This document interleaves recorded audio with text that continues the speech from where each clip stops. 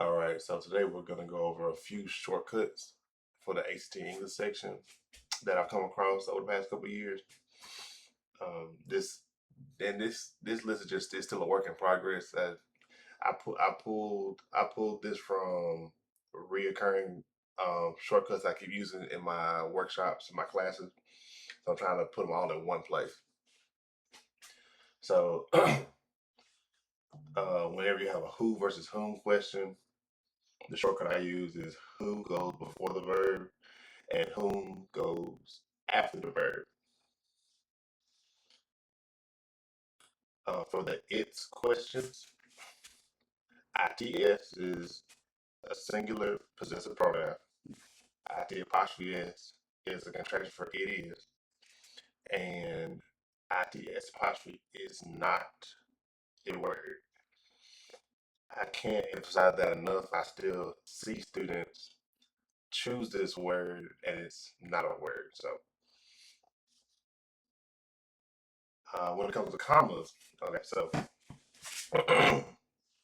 less is usually more.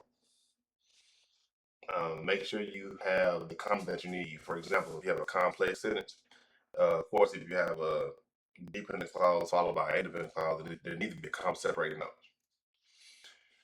Normally it's answered with no commas or the least amount of commas. And usually, if you don't see an answer with no commas, look for a pair of commas. Okay, number 4, if you have a delete option, if the delete option makes sense, that's your answer. Number 5. So out of this list of words, so you got any, out, to, up, at, of, and in. If an answer ends with one of these words, the answer is incorrect. I was skeptical about adding 6 onto this list. So, let me correct this.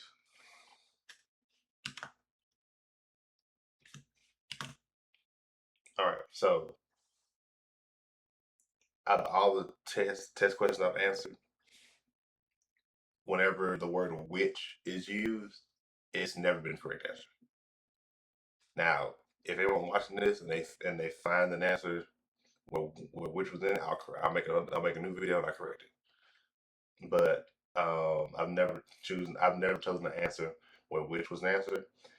There was one answer I chose where in which was in the answer. But whenever you don't have in which, you just have which.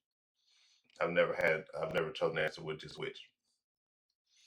Actually, when I'm working through problems with students now, I go ahead and remove answers that contain just which.